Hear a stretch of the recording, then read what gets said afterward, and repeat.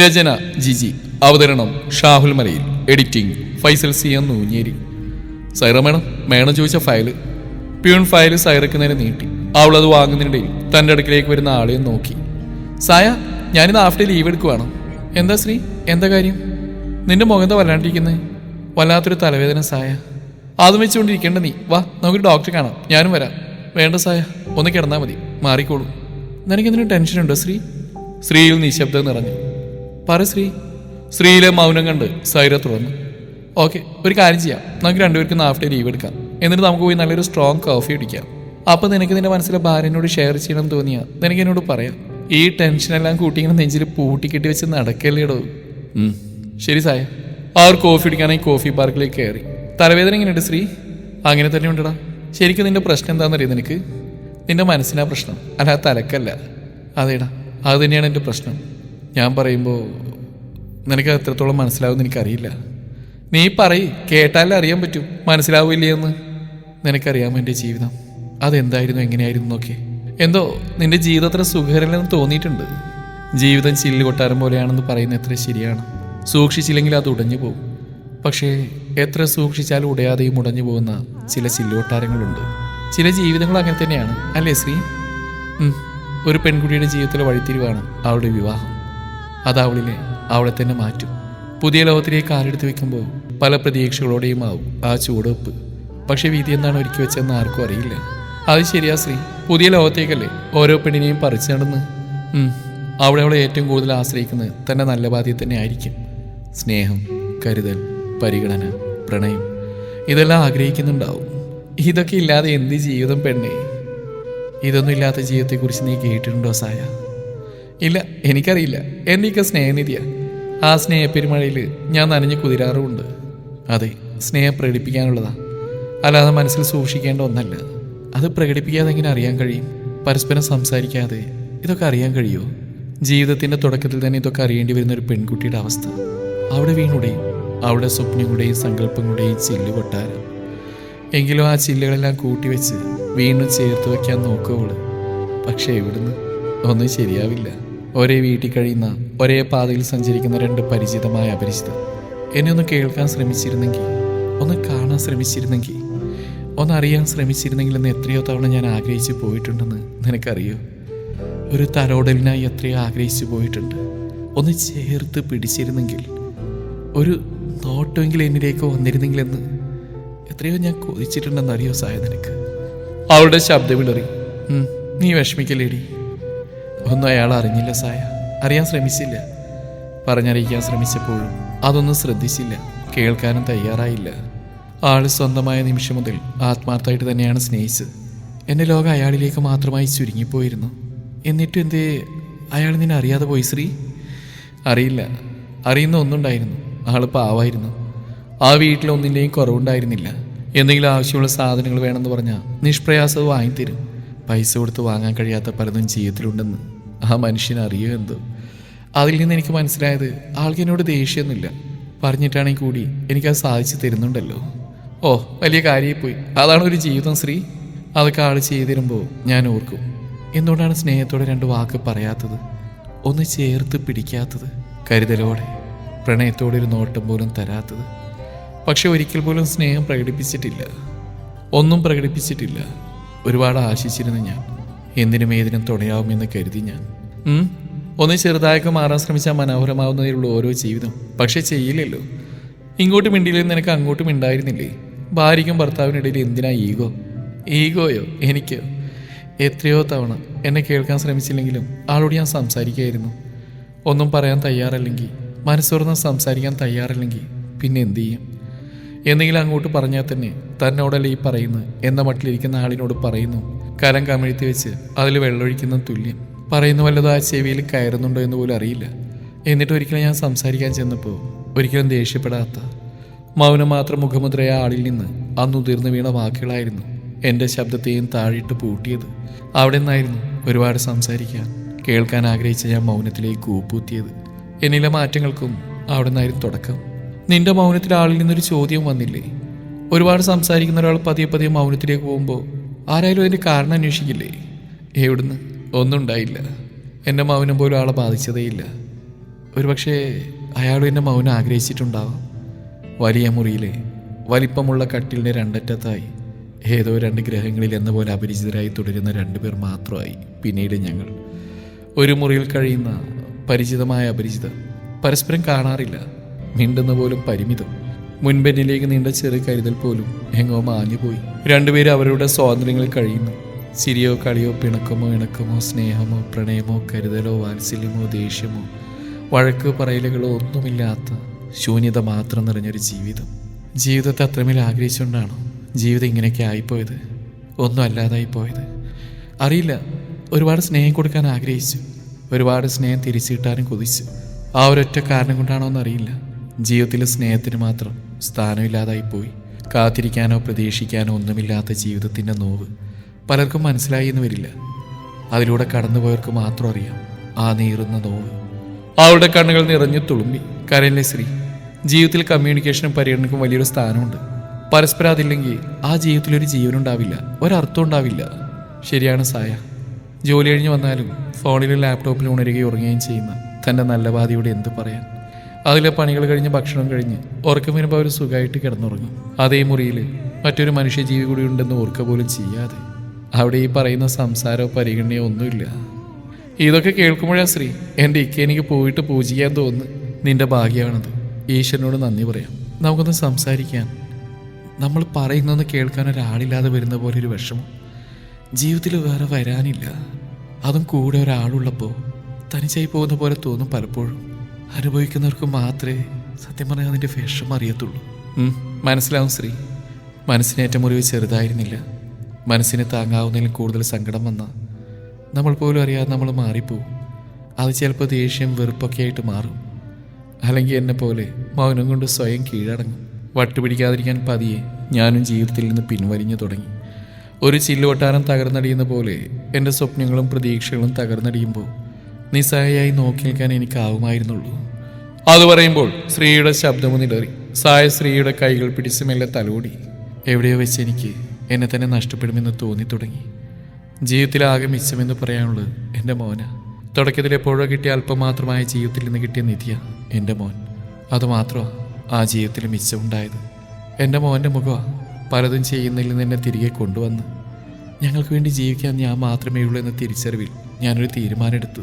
തനിച്ചായി പോകുന്ന പെണ്ണിൻ്റെ ധൈര്യം അല്ലേ ശ്രീ? അതെ. ജീവിതത്തിൽ ഞാനൊരു വട്ടപൂജയായാലും എന്നെ സ്നേഹിക്കുന്നവർക്ക് വേണ്ടി എനിക്ക് ജീവിച്ചേ മതിയാവും. ഞാനും എൻ്റെ കുഞ്ഞാരുടെയും ജീവിതത്തിൽ ഒരു അധിക പറ്റാവരുത്. നമ്മൾ ആവശ്യമില്ലാത്തിടത്തുനിന്ന് ഇറങ്ങി നടക്കുക. നമ്മുടെ സ്വന്തം എന്ന് കരുതിയൊന്നും നമ്മുടെ സ്വന്തമല്ലെന്ന് തിരിച്ചറിവ് ആദ്യം നമ്മൾ ഇത്തിരി വേദനിപ്പിക്കും. ഇനി മുന്നോട്ട് ഒറ്റയ്ക്കാണെന്ന് തിരിച്ചറിയുമ്പോൾ മനസ്സിൽ ഊറിക്കൂടുന്ന ഒരു ധൈര്യമുണ്ട്. തനിച്ചാണ് എന്ന തിരിച്ചറിവ് തരുന്ന ഒരു ആത്മവിശ്വാസം മാത്രം മതി ജീവിതത്തിൽ തളരാതിരിക്കാൻ, ജീവിതത്തോട് പടപൊരുതാൻ ധൈര്യം തരാൻ. ഞാനും തളർച്ച എന്ന തോൽവിയെ സ്വീകരിച്ചില്ല. പകരം എൻ്റെ മോന് വേണ്ടി, എനിക്ക് വേണ്ടി ഒരു ഫീനിക്സ് പക്ഷിയെ പോലെ പറന്നു വരാൻ തീരുമാനിച്ചു. ആ തീരുമാനം എൻ്റെ ജീവിതം തന്നെ മാറ്റിമറിച്ചു. വീണ്ടും പഠനം തുടർന്നു. ഇന്നെനിക്കൊരു ജോലിയുണ്ട്. അതുകൊണ്ട് എല്ലാം ആകുമോ എന്ന് ചോദിച്ചാൽ ഇല്ല. പക്ഷെ ഒന്നുണ്ട്. എന്നോ വീണുടഞ്ഞു പോയ എൻ്റെ സ്വപ്നങ്ങളിൽ പലതും നേടാൻ ഇന്ന് എനിക്ക് സാധിക്കുന്നുണ്ട്. എൻ്റെ മോനെ നന്നായി നോക്കാൻ പറ്റുന്നുണ്ട്. അവൻ്റെ സൂപ്പർ മമ്മിയും സൂപ്പർ പപ്പയും ആവാൻ പറ്റുന്നുണ്ട്. അതൊരു നല്ല കാര്യമില്ലേ ശ്രീ? നിൻ്റെ ആ തീരുമാനമില്ലേ ഒരുപക്ഷെ നിൻ്റെ ജീവിതം തന്നെ മാറ്റിമറിച്ച് ഡിവോഴ്സിന് ശേഷം പ്രത്യേകിച്ചൊരു ശൂന്യത തോന്നുന്നുണ്ടാവില്ലേ? ഇപ്പോൾ ഇതുവരെയുള്ള ജീവിതമേ ശൂന്യതയായിരുന്നില്ലേ? അങ്ങനെ ഒരു തോന്നലില്ല. എങ്കിലും പലരുടെയും മുന്നിൽ ഞാൻ ഇപ്പോഴും ഒരു കുറ്റവാളി തന്നെയാണ്. അതല്ലെങ്കിലും അങ്ങനെ തന്നെയാണല്ലോ. പഴി മൊത്തം പെണ്ണിനാണല്ലോ ഏത് കാര്യത്തിനും. അത് വിട്, അവരല്ലല്ലോ നിന്നെ നോക്കുന്നത്, നിനക്ക് ചെലവിനിരുന്ന്. ഇനി അതോർത്ത് ടെൻഷൻ അടിക്കാൻ നിൽക്കണ്ട. ഏയ് ഇല്ലടാ, ഇനിയും സങ്കടപ്പെടാൻ വയ്യ. Good girl. ഒരു കോഫി കൂടി പറയണോ? വേണ്ട വേണ്ട. അതെ, നിന്നെ തകർന്ന ചില്ലുകൊട്ടാരം മാറ്റി പുതിയൊരു കൊട്ടാരം പണിതാലോ നമുക്ക്? അയ്യോ വേണ്ടായി. ഒന്ന് തകർന്നു തന്നെ എന്നെ മൊത്തത്തിൽ തകർത്ത് കളഞ്ഞു. ഇനി ഒരു റിസ്ക് എടുക്കാനുള്ള ശക്തി എനിക്കില്ല, അതിനുള്ള ബാല്യവും. നോക്കാം, ഭാവിയൊന്നും നമ്മുടെ കയ്യിലല്ലേ. എന്നാൽ നമുക്ക് പോയാലോ ശ്രീ? അവരവരുടെ ഫ്ലാറ്റിലെത്തി. കിടക്കാൻ നേരം ശ്രീ സൈറയോട് പറഞ്ഞു, ഡാ, ഈ ഡിവോഴ്സ് ഒരു തെറ്റായ തീരുമാനമായിരുന്നു. ആ ലൈഫിൽ തന്നെ എനിക്ക് ജീവിക്കായിരുന്നു അല്ലേ? എന്നിട്ട് ജീവിതത്തിനുള്ള മടുപ്പ് കൂടി ഡിപ്രഷൻ അടിച്ച് അവിടെ എവിടെയെങ്കിലും ചുരുണ്ടുകൂടായിരുന്നു അല്ലേ? സൈറയുടെ ശബ്ദം ഉയർന്നു. അതല്ലേടാ മോന്, നാളെ ഒരു തോന്നലുണ്ടായാലോ. അവനിപ്പോൾ എൻ്റെ അമ്മയുടെ അടുത്താണല്ലോ നിൽക്കുന്നത്, ഞാൻ ഇവിടെയല്ലേ. വീക്കെൻഡുള്ള കാണൽ മാത്രമല്ലേ ഉള്ളൂ ഞങ്ങൾ തമ്മിൽ. അവനൊരു ഒറ്റപ്പെടൽ തോന്നിയാലോ? ഏയ്, അവന് 10 വയസ്സേ ഉള്ളൂവെങ്കിലും നല്ല പക്വതയുള്ള കുട്ടിയാവൻ. അവനറിയാം അവൻ്റെ അമ്മ എന്താണെന്ന്. എൻ്റെ പൊന്നു ശ്രീ, കഴിഞ്ഞു. ഇനി നീ അതൊക്കെ ഓർത്തുകൊണ്ടിരിക്കാതെ മുന്നോട്ടുള്ള ജീവിതത്തെക്കുറിച്ച് ചിന്തിക്കും. ലൈഫ് നന്നാക്കാൻ ഒരു ചെറു ചിന്ത പോലും ഇല്ലാത്ത ഒരാൾ എങ്ങനെ സഹിക്കാം? തനിച്ചായാലാണ് പുള്ളിക്ക് ഇഷ്ടമെങ്കിൽ പിന്നെ നീ എന്തിനാ അവിടെ ഒരു വീട്ടു ജോലിക്കാരിയായിട്ടോ? നീ എടുത്ത തീരുമാനം തന്നെയാണ് ശരി. ഇപ്പൊ നീ ശാന്തയായിട്ട് ഉറങ്ങാൻ നോക്ക്. രാവിലെ ഓഫീസിലെത്തിയപ്പോൾ തങ്ങളുടെ ക്യാബിലെ ഒരു സീറ്റ് ഒഴിഞ്ഞെടുക്കുന്നു. വിശാൽ വന്നില്ലേ വിഷ്ണു? സൈറ ചോദിച്ചു. ഇല്ല, അവന്റെ മോൾക്ക് സുഖമില്ല. ശ്രീയുടെ ഉള്ളിൽ എന്തോ ഒരു വിങ്ങൽ നിറഞ്ഞു. പാവം മോള്, അമ്മ കൂടെയില്ലാതെ ആ കുഞ്ഞിനെ കൊണ്ട് വിശാൽ എന്താ ചെയ്യുക? അവന്റെ അമ്മയുള്ളതുകൊണ്ട് ഭാഗ്യം, സൈറ പറഞ്ഞു. അന്ന് നിധിയുടെ ബർത്ത്ഡേ പാർട്ടിക്ക് പോയത് ഓർമ്മയുണ്ട് സായി നിനക്ക്? ഓർമ്മയുണ്ട്. നിന്നെ കണ്ടേ പിന്നെ നിന്റെ തൊഴിലായിരുന്നല്ലോ നിധിമോള്. നിങ്ങളെ കണ്ടാൽ ശരിക്കും അമ്മയും മോളാണെന്നേ പറയൂ ശ്രീ. അതിനുശേഷമാണ് സായ വിശാൽ എന്നോട് സംസാരിക്കുന്ന പോലും. പിന്നീട് എപ്പോഴോ കൂട്ടായി. നിങ്ങൾ രണ്ടുപേരും രണ്ടു തരത്തിലാണെങ്കിലും തുല്യ ദുഃഖിതരാണല്ലേ? അതിന് നീ എന്താ പറഞ്ഞിരുന്നത്? അല്ല, നിങ്ങൾ നല്ല കൂട്ടല്ലേ? ശരിയാണ്, കൂട്ടാണ്. പരസ്പരം മനസ്സിലാക്കുന്നവരാണ് ഞങ്ങൾ. നീയും കൂട്ടല്ലേ അവനോട്? അതുപോലെ തന്നെ ഞാനും കൂട്ടാണ്. ദേ സൈറ, ഈ ഓഫീസിൽ ഞങ്ങൾ സൗഹൃദത്തെപ്പറ്റി തെറ്റായി കാണുന്നവരുണ്ട്. അവരിൽ ഒരാളാവില്ലേ നീ? പ്ലീസ്. ശരി, അത് വിട്. വൈകിട്ട് വിശാലിന്റെ വീട്ടിൽ വരുന്ന പോവാം. കുഞ്ഞിനെന്തായെന്ന് അറിയില്ലല്ലോ. വീട്ടിലേക്ക് കടക്ക് മുന്നേ കേൾക്കാൻ കുഞ്ഞിന്റെ കരച്ചിൽ. അയ്യോ മോള്! അറിയാതെ സ്ത്രീയിൽ നിന്നൊരു ഏങ്ങൽ ഉയർന്നു. അവർ വീട്ടിലേക്ക് കടന്നു. വിശാലിന്റെ അമ്മ കുഞ്ഞിന്റെ കരച്ചിലടക്കാൻ പാടുവിടുന്നാണ് കാണുന്നത്. ആ, നിങ്ങൾ വന്നോ? വാ മക്കളെ, കയറി വാ. കാരണം പറഞ്ഞിരുന്നു നിങ്ങൾ വരുന്ന കാര്യം. മോള് കരച്ചിൽ നിർത്തുന്നില്ലല്ലോ അമ്മേ, ശ്രീ പറഞ്ഞു. ഡോക്ടറെ കാണിച്ച് വന്നേയുള്ളൂ മോളെ. ഇന്നാണ് പനി തുടങ്ങിയത്. അതിന്റെ ഈർഷ്യാവും മോൾക്ക്. ഞാനും അവനും മാറി മാറി നോക്കുന്നുണ്ട്. ഒരു രക്ഷയില്ല. അമ്മയില്ലാത്ത കുട്ടിയല്ലേ അവള്. അമ്മയ്ക്ക് അമ്മ തന്നെ വേണ്ടേ? അമ്മേ, മോളെ ഞാനൊന്ന് എടുത്തോട്ടെ. അതിന് മോളെന്തിനാ ചോദിക്കുന്നേ? കുഞ്ഞിനെ അങ്ങ് എടുത്താ പോരെ? ശ്രീ മോളെ തന്നെ നെഞ്ചിലേക്ക് ചേർത്ത് പതിയെ തട്ടിക്കൊടുത്തു. കരച്ചിൽ പതിയെ കുറഞ്ഞു വന്നു. ഞാൻ നിങ്ങൾക്ക് ചായ എടുക്കാം. ഞാൻ വരാമേ. സൈറ അമ്മയുടെ കൂടെ അടുക്കളയിലേക്ക് നടന്നു. അന്ന് നിധിമോളുടെ പിറന്നാളിന് കണ്ടുപോയതല്ലേ നിങ്ങൾ? ഇടയ്ക്കൊക്കെ ഒന്ന് വന്നൂടെ ഇങ്ങോട്ട്? ഞാനും മോളും തനിച്ചല്ലേ ഇവിടെ? അതമ്മേ, ഓഫീസിലെ കാര്യമൊക്കെ അറിയാലോ അമ്മയ്ക്ക്. തിരക്കാ. അല്ല, വിശാൽ എവിടെ? കാരണം മോൾക്കുള്ള മെഡിസിൻ വാങ്ങാൻ പോയതാ. ഇപ്പൊ വരും. അപ്പോഴേക്കും വിശാൽ വന്നു. മോൾ ഇതുവരെ കരച്ചിൽ നിർത്തിയില്ല അമ്മേ എന്നും ചോദിച്ചുകൊണ്ടാണ് അവന്റെ വരവ്. കയറി വന്നവൻ കാണുന്നത് ശ്രീയുടെ നെഞ്ചിൽ പറ്റി ചേർന്ന് പതിയെ ഉറക്കത്തിലേക്ക് കടക്കുന്ന തന്റെ പൊന്നോമനെയാണ്. കുറച്ചു മുമ്പ് തന്റെ ജീവന്റെ കരച്ചിൽ, നെഞ്ചകം കീറി മുറിക്കുന്ന വേദന അനുഭവപ്പെട്ടിരുന്നു. എന്ത് ചെയ്തിട്ടും മോളുടെ കരച്ചിൽ മാറിയിരുന്നില്ല. ഇപ്പൊ തന്നെ ജീവിക്കാൻ പ്രേരിപ്പിക്കുന്ന പോലും തന്റെ മോളാണ്. കുഞ്ഞിനെ ഒരു നോക്ക് കാണാതെ, ഒരു വാക്ക് പോലും പറയാതെ അവളെ തനിക്ക് സമ്മാനിച്ച് നിത്യ പോയപ്പോൾ ഈ ലോകത്ത് താൻ ഒറ്റക്കായതുപോലെ തോന്നിയതാണ്. അവളുടെ ഓർമ്മകളിൽ താൻ നീറിപ്പിടയുമ്പോഴും തനിക്ക് ആശ്വാസം തന്ന് മോളുടെ ചിരിയാണ്. ഓരോന്നോർക്കെ അവന്റെ കണ്ണിൽ നിന്നൊരു തുള്ളി കണ്ണുനീർ അടർന്നു വീണു. ചായയുമായി അമ്മ ഹാളിലേക്ക് വന്നു. ആ, കണ്ണം വന്നല്ലോ, അമ്മ പറഞ്ഞു. നിങ്ങൾ പോന്നു? ഇപ്പൊ വന്നേയുള്ളൂ വിശാൽ, സൈറ പറഞ്ഞു. മിണ്ടാതിരിക്കാൻ സ്ത്രീ ആംഗ്യം കാണിച്ചു. നിധിമോൾ ഉറങ്ങി. അവളെ കൊണ്ട് കിടത്താം മോളെ. ശരിയമ്മേ. അതും പറഞ്ഞവൾ അമ്മയുടെ മുറിയിലേക്ക് കടന്നു. മോളെ കട്ടിൽ കിടത്തി ആ കവിളിലൊന്ന് മുത്തി. അതിൽ ആ മുഖത്തൊരു കുഞ്ഞു പുഞ്ചിരി പ്രത്യക്ഷപ്പെട്ടു. ആ കുഞ്ഞു പുഞ്ചിരി കാണുകയെ സ്ത്രീയിലും സന്തോഷം നിറഞ്ഞു. തന്നിലെ മാതൃത്വം വീണ്ടും അവൾ അറിഞ്ഞു. ചായ കുടിക്കുക ശേഷം അവർ തിരിച്ചു പോകാനായി ഇറങ്ങി. സൈറ, ഒരു മിനിറ്റ്. ശ്രീ വേഗം അകത്ത് കയറി മോളെ ഒന്നുകൂടി നോക്കി. അവളുടെ നെറ്റിയിൽ പാറി വീണ മുടിയൊതുക്കി അവിടെയൊന്ന് മുത്തി. തിരിഞ്ഞടക്കുന്നതിനിടയിൽ അവൾ എന്തിലോ തട്ടി നിന്നു. അവൾ തല ഉയർത്തി നോക്കി. വിശാൽ. എന്താടോ? അത് വിശാൽ, ഞാൻ മോളെ ഒന്നുകൂടി നോക്കാൻ വന്ന. അവൾ ഓക്കെ ആണോന്നറിയാം. സൈറ തന്നെ അന്വേഷിക്കുന്നുണ്ട്. ശരി വിശാൽ, പോയിട്ട് വരാം. അവൾ വേഗം പുറത്തേക്ക് ഇറങ്ങി. വിശാൽ ഒരു പുഞ്ചിരിയോടെ മോളുടെ അടുത്തേക്ക് നടന്നു. രാത്രിയിൽ അമ്മയുടെ മടിയിൽ കിടക്കുന്ന വിശാലിനോട് അവർ ചോദിച്ചു. കണ്ണാ, നിനക്ക് ശ്രീമോളെ കുറിച്ച് എന്താണ് അഭിപ്രായം? അമ്മ എന്താ അങ്ങനെ ചോദിച്ചു? നീ ആദ്യം ഞാൻ ചോദിച്ചതിനുള്ള ഉത്തരം പറ. അവളൊരു പാവല്ലേ അമ്മേ, സ്നേഹിക്കാൻ മാത്രം അറിയുന്ന നല്ല മനസ്സുള്ളൊരു പെണ്ണ്. ആ നല്ല പെണ്ണിനെ നമുക്ക് ഇങ്ങോട്ട് കൂട്ടിയാലോ? അമ്മ എന്താ പറഞ്ഞു വരുന്നത്? വേണം മോനെ, ഇനി എതിര് പറയരുത്. നിധി മോൾക്കൊരമ്മ വേണം. ഇന്ന് തന്നെ നീ കണ്ടില്ലേ? ഞാനോ നീയോ വിചാരിച്ചിട്ട് നടന്നോ വല്ലോ. ശ്രീമോൾ എടുത്തതിൽ പിന്നെയാ നിധിമോളുടെ കരച്ചിലൊന്ന് അടങ്ങിയത്. അവളുടെ നെഞ്ചിലെ ചൂടിലാ മോൾ ഉറങ്ങിയത്. അവളെപ്പോലെ നിധിമോളെ സ്നേഹിക്കാൻ വേറെ ആർക്കും കഴിയില്ലടാ കണ്ണ. അമ്മ പറയുന്നത് ശരിയാണ്. എന്നാലും ഒരെന്നാലും ഇല്ല കണ്ണ. എന്നാലും നിധിമോൾക്കൊരമ്മ വേണം. അതും അവൾ ഇത്രയും സ്നേഹിക്കുന്നത് ശ്രീമോളാണെങ്കിൽ അതല്ലേടാ നല്ല മോനെ. അമ്മയുടെ ഇഷ്ടം അങ്ങനെയാണെങ്കിൽ അങ്ങനെ ആവട്ടെ. എൻ്റെ ഇഷ്ടമല്ല, നിന്റെ ഇഷ്ടം എനിക്കറിയേണ്ടത്. കുറച്ചു നേരത്തെ നിശബ്ദതക്കും ചിന്തകൾക്കും മുടിയിൽ അവൻ പറഞ്ഞു. എനിക്കും ഇഷ്ടം അമ്മേ. സന്തോഷമായി മോനെ, അമ്മയ്ക്ക് സന്തോഷമായി. അവൾക്കൊരു മകനുണ്ട്, അറിയാമോ അമ്മയ്ക്ക്? അമ്മയ്ക്കൊക്കെ അറിയാൻ കണ്ണ. കല്യാണം കഴിഞ്ഞ ആ മോനെ ഇങ്ങോട്ട് കൂട്ടണം.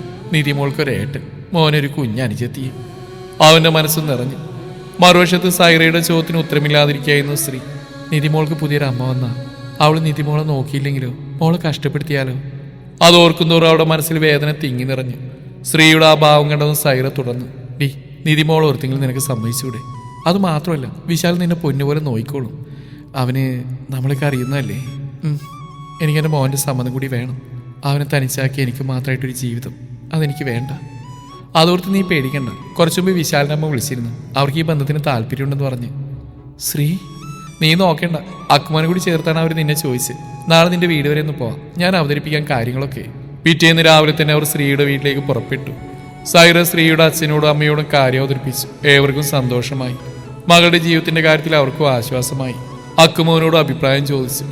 അവൻ അമ്മയെ പിരിയേണ്ടി വരുമോ എന്ന ഭയമുണ്ടായിരുന്നു. എന്നാൽ തന്നെയും കൂടി അമ്മയോടൊപ്പം കൊണ്ടുപോകുന്നെന്നറിഞ്ഞതിൽ പിന്നെ അവന്റെ ഭയവും മാറി. ഏറ്റവും അടുത്ത മുഹൂർത്തത്തിൽ വളരെ ലളിതമായൊരു ചടങ്ങിൽ കണ്ണൻ ശ്രീയുടെ കഴുത്തിൽ താലിയാർത്തി നെറുകയിൽ സിന്ദൂരം തൊട്ടു. ഇതിനോടകം തന്നെ മോനും മോളും തമ്മിൽ അടുത്തിരുന്നു. രാത്രിയിൽ ശ്രീ പാലുമായി മുറിയിലേക്ക് ചെന്നു. നോക്കുമ്പോൾ കണ്ണന്റെ അപ്പുറം ഇപ്പുറമായി രണ്ടുപേരും കിടപ്പുണ്ട്. കണ്ണൻ അവർക്ക് കഥ പറഞ്ഞു കൊടുക്കുന്നു. ഈ കാഴ്ച കണ്ട് അവിടെ ഉള്ള നിറഞ്ഞു. അപ്പോഴാണ് ശ്രീയെ കണ്ണൻ കാണുന്നത്. വാടോ, അവൻ വിളിച്ചു. ശ്രീ പാല് കണ്ണന് നൽകി. അവൻ അതിൽ നിന്ന് അല്പം കുടിച്ച് സ്ത്രീക്ക് നൽകിക്കൊണ്ട് പറഞ്ഞു, ഡോ മുഴുവനും കുടിച്ചേക്കല്ലേ? ഇല്ല എന്നവൾ ചിരിച്ചുകൊണ്ട് തലയാട്ടി. അതിൽ നിന്ന് അല്പം കുടിച്ച ശേഷം അവൾ അവന് നേരെ ഗ്ലാസ് നീട്ടി. അവനത് വാങ്ങി 2 കുഞ്ഞുങ്ങൾക്ക് കൂടി കൊടുത്തു. പാൽ കുടിക്കുന്നതിൽ നിധിമോള് ചെറുതായി ചുമച്ചതും ആ കൂടി വന്നവളുടെ മൂർത്താവിൽ ചെറുതായി തട്ടിക്കൊടുത്തു. എന്തൊക്കെയോ പറഞ്ഞവളുടെ കരച്ചിലടക്കാനുള്ള അവന്റെ ശ്രമം കണ്ട് കണ്ണനും സ്ത്രീയും മുഖത്തോട് മുഖം നോക്കി. അപ്പോഴേക്ക് അക്കുവിന്റെ കാട്ടിക്കൂട്ടൽ കണ്ട് നിധിമോളുടെ കരച്ചിലും അടങ്ങി. അക്കു കണ്ണനോട് ചേർന്നും നിധി സ്ത്രീയോട് ചേർന്നും കിടന്നു. നിധി ഉറങ്ങിയെന്ന് കണ്ടതും സ്ത്രീ കുഞ്ഞിനെ നേരെ കിടത്തി തിരിഞ്ഞു നോക്കിയതും കണ്ണനെ കട്ടിലിൽ കാണാനില്ല. 2 കുഞ്ഞുങ്ങളുടെയും സൈഡിൽ തലയിണ വെച്ച് അവൾ തുറന്നിടുന്ന ബാൽക്കണി ഡോറിനടുത്തേക്ക് നടന്നു. വിദൂരതയിലേക്ക് നോക്കി നിൽക്കുന്ന കണ്ണന്റെ അടുത്തേക്ക് എത്തിയതും സ്ത്രീ ഒന്ന് ചുമച്ചു. അത് കേട്ടവൻ തിരിഞ്ഞു നോക്കിക്കൊണ്ട് പറഞ്ഞു, താൻ കിടന്നില്ലേ? ഇല്ല. ശ്രീ, തനിക്കിവിടെ എന്തെങ്കിലും കുറവുകളുണ്ടെങ്കിൽ പറയണം. നമുക്ക് 2 പേർക്ക് ഇതൊരു പുതിയ ജീവിതമാണ്. ജീവിതം നമ്മൾ ചിന്തിക്കുന്ന പോലെയോ നമ്മുടെ ആഗ്രഹം പോലെയോ ഒന്നും ആവില്ല. എല്ലാം ഒരു യോഗമാണ്. ആ യോഗത്തിൽ ഇനി അങ്ങോട്ട് കൂടെ തുഴയാൻ തന്നെയാവും എനിക്ക് ദൈവം വിധിച്ച്. ശ്രീ, എനിക്ക് തന്നോടൊരു കാര്യം പറയാനുള്ളൂ. എൻ്റെ മോള്, അവൾ നീ സ്വന്തമായി തന്നെ കാണണം. നീ അവൾക്ക് നല്ലൊരു അമ്മ തന്നെയാവുമെന്ന് എനിക്കറിയാം. എങ്കിലും ഞാൻ പറഞ്ഞു എന്ന് മാത്രം. നിനക്ക് ഞാനൊരു ഉറപ്പ് തരാം. ഒരിക്കലും അക്കു അച്ഛനില്ലാത്ത കുറവറിയില്ല. അവൻ എൻ്റെ മകനായിരിക്കും. അവരിനി മുതൽ എൻ്റെയോ നിൻ്റെയോ മകനോ മകളോ ആവരുത്. നമ്മുടെ മക്കളാവണം. ഇങ്ങനെ പറഞ്ഞു കേട്ടില്ലെങ്കിലും എൻ്റെ മനസ്സിൽ അവൾ എൻ്റെ മകൾ തന്നെയാണ് വിശാൽ. ഒരിക്കലും വേർതിരിച്ച് കാണില്ല ഞാൻ. ജീവിതം തന്നെ അവസാനിച്ചു എന്ന് തോന്നി തുടങ്ങിയെടുത്ത് നിന്ന ഈ പുതിയ ജീവിതത്തിലേക്ക് വിശാലിനെ കൈപ്പിടിച്ച് കയറ്റിയത്. ഇത്രയൊക്കെ തുറന്നു പറയുന്ന വിശാലിനെ കാണുമ്പോൾ ഉള്ളിലൊരു സന്തോഷം തോന്നുന്നുണ്ട്. അതേടൂ, എന്തും തുറന്നു പറയണം. പറയാനുള്ളതല്ലേ വാക്കുകൾ. പിന്നെ ഈ വിശാൽ വിളിനി വേണം. ഇപ്പൊ നമ്മൾ കൊളീഗ്സ് മാത്രമല്ല, ഭാര്യയും ഭർത്താവുക. മറ്റെന്തെങ്കിലും വിളികൾ കൂടി പരിഗണിക്കാം. അവനൊരു ചിരിയാലെ പറഞ്ഞു. അത് പിന്നെ ഇങ്ങനെ വിളിച്ച് ശീലായി. ഇനി സോക്കേടോ, തനിക്ക് എപ്പോൾ മാറ്റി വിളിക്കണം തോന്നുന്നു അപ്പോൾ താൻ വിളിച്ചോ. കണ്ണേട്ടാന്ന്. ദിവസങ്ങൾ കൊഴിഞ്ഞു വീണുകൊണ്ടിരുന്നു. അവർ നോക്കിക്കാണുകയായിരുന്നു തങ്ങളുടെ ജീവിതം. ഈ കാലയളവിലൊക്കെയും കണ്ണനും സ്ത്രീയും നല്ല സുഹൃത്തുക്കളായി തന്നെ തുടർന്നു. പെറ്റമ്മ പോയെങ്കിലും നിധിമോൾക്ക് സ്ത്രീ നല്ലൊരു അമ്മയാവുന്ന കണ്ട് കണ്ണന് സന്തോഷമായി. അതുപോലെ അക്കുവിന് ഒരു അച്ഛനെ കിട്ടിയാലും സ്ത്രീയും സന്തോഷിച്ചു. തനിക്ക് നഷ്ടപ്പെട്ടു പോയ സ്നേഹം, കരുതൽ, പിന്തുണ അങ്ങനെയെല്ലാം സ്ത്രീയിലൂടെ കണ്ണന് തിരികെ കിട്ടി. സ്ത്രീക്ക് കണ്ണനെ എന്നൊരു അത്ഭുതമായി. കുട്ടികളോടൊപ്പമുള്ള നേരങ്ങളിൽ അവനും കുട്ടിയായി മാറുന്നു അവൾ കൗതുകത്തോടെ നോക്കി നിന്നു. ചെറു കാര്യങ്ങളിൽ പോലും തനിക്ക് കിട്ടുന്ന പരിഗണനയിൽ അവൾ അത്ഭുതപ്പെട്ടു. തൻ്റെ ജീവിതത്തിൽ താൻ അറിയാതെ പോയ പലതും അവൾ ഈ ജീവിതത്തിൽ വായിച്ചെടുക്കാൻ തുടങ്ങി. അക്കുവിൻ്റെയും നിധിമോളുടെയും കളിച്ചിരികളാൽ പിന്നീട് അങ്ങോട്ട് ഉറങ്ങിക്കിടന്ന വീട് ഉണരുകയായിരുന്നു. പതിയെ പതിയെ അവർ തിരിച്ചറിയുകയായിരുന്നു സൗഹൃദത്തിന് മേൽ അവരിൽ എന്തോ പടർന്ന് കയറുന്നു. 2 പേരിലും വീണ്ടും പ്രണയം പൂവണിയുന്നത് അവരറിഞ്ഞു. ഒരു സായാഹ്നം കണ്ണൻ വീട്ടിലേക്ക് കയറുമ്പോൾ അടുക്കളയിൽ നിന്നൊരു പാട്ട് ഒഴുകിയെത്തി. അതെ, കാറ്റി പൂവിനെ പ്രണയിച്ചോട്ടെ. കാതോരം അവന്റെ വാക്കുകൾ കേട്ടതും അവളൊന്ന് ഞെട്ടിത്തിരിഞ്ഞു നോക്കി. ശ്രീ, നമ്മുടെ ജീവിതത്തിന് മുമ്പ് എന്തൊക്കെയോ ഉണ്ടായിരുന്നു ഇനി ചിന്തിക്കേണ്ട. ഞാൻ പറഞ്ഞു വരുന്നത് നമ്മുടെ പാസ്റ്റൊക്കെ നമുക്ക് ഒഴിച്ചു മൂടാടോ. ഇനി മുന്നോട്ട് എങ്ങനെയാണ് ചിന്തിക്കാൻ നമുക്കിനി ഞാനും നീയും നമ്മുടെ മക്കളും മാത്രം മതി. അതും പറഞ്ഞ് കണ്ണൻ സ്ത്രീയെ ചേർത്ത് പിടിച്ച് ചുംബിക്കുമ്പോൾ സ്ത്രീയുടെ കണ്ണുകൾ നിറഞ്ഞൊഴുകി. തന്നെ കേൾക്കാൻ ഒരാളുണ്ടായി, തന്നെ സ്നേഹിക്കാൻ ഒരാളുണ്ടായി, താൻ ഒരാളാൽ സ്നേഹിക്കപ്പെടുന്നു. ഉള്ളിലെ സന്തോഷം അവളിൽ അലതല്ലി. ഇനി ഈ കണ്ണുകൾ നിറയരുത്. പകരം അവിടെ നിറയേണ്ട പ്രതീക്ഷകളാണ്. നമ്മുടെ ജീവിതത്തിൻ്റെ നിറമുള്ള കാഴ്ചകളാണ്. നമ്മളെന്താണെന്നറിഞ്ഞ് നമ്മളെ ചേർത്ത് പിടിക്കാൻ ഒരാൾ നമ്മുടെ ജീവിതത്തിലുണ്ടെങ്കിൽ പിന്നെ വേറെ എന്ത് വേണം? ഏത് സങ്കടത്തിലും സന്തോഷത്തിലും എനിക്കൊപ്പം നിൽക്കാൻ കണ്ണേട്ടിനുണ്ടെന്നുള്ള വിശ്വാസം എനിക്കുണ്ട്. എന്നാ നീ വിളിച്ച്? കണ്ണേട്ടാന്ന്. അപ്പോൾ നീ എന്നെ മനസ്സിലാക്കി തുടങ്ങി, സ്നേഹിച്ചു തുടങ്ങി അല്ലേ? മനസ്സിലാക്കി. ഞാൻ ഇയാളെ മനസ്സിലാക്കി കുറേ കാലമൊന്നും വേണ്ട എനിക്ക്. കൂടെയുള്ള ഈ കാലയളവിൽ അത്രയും എനിക്ക് തന്ന പ്രയോറിറ്റിയും കെയറും സ്നേഹവും മാത്രം മതി ഇയാളെ തിരിച്ചറിയാനും മനസ്സിലാക്കാനും ജീവിതത്തോട് ചേർത്ത് നിർത്താനും. ഇനിയിപ്പോൾ കണ്ണേട്ടനേക്കാൾ എന്നെ സ്നേഹിക്കുന്നുണ്ടെന്ന് എനിക്കറിയാം. കണ്ണേട്ടൻ്റെ ജീവിതത്തിലേക്ക് വന്നതിൽ പിന്നെയാണ് ഞാൻ ജീവിതത്തെ സ്നേഹിച്ചു തുടങ്ങിയത്. എന്തിന് ഞാൻ എന്നെ തന്നെ സ്നേഹിച്ചു തുടങ്ങിയത്? ജീവിതത്തിന് പല വർണ്ണങ്ങളുമുണ്ടെന്ന് മനസ്സിലാക്കിയത്. എന്നോ നഷ്ടപ്പെട്ടു പോയ എന്നിൽ എന്നെ തിരികെ തന്നു ഈ കണ്ണേട്ടനാ. ശ്രീ അവൾ നിറഞ്ഞ കണ്ണുകളാൽ അവൻ അതേ നിറത്തിൽ തലയാട്ടി കാണിച്ചു. സ്നേഹം സ്നേഹത്തെ തൊട്ടറിയുമ്പോൾ അതനുഭവിക്കുമ്പോൾ എന്തൊരു ആശ്വാസമാണല്ലേ ശ്രീ. നിറഞ്ഞ സ്നേഹത്തോടെ കണ്ണൻ പറഞ്ഞു. കണ്ണൻ അവളെ മുറുകെ പുണർന്നു. വീണ്ടും വസന്ത അവരിലേക്ക് വന്നണഞ്ഞു. ഇനി അവർ ജീവിക്കട്ടെ. നഷ്ടപ്പെട്ടതും അറിയാതെ പോയതുമായ ജീവിതത്തിലെ ജീവിതമറിഞ്ഞ് ഇനി അവർ ജീവിക്കട്ടെ.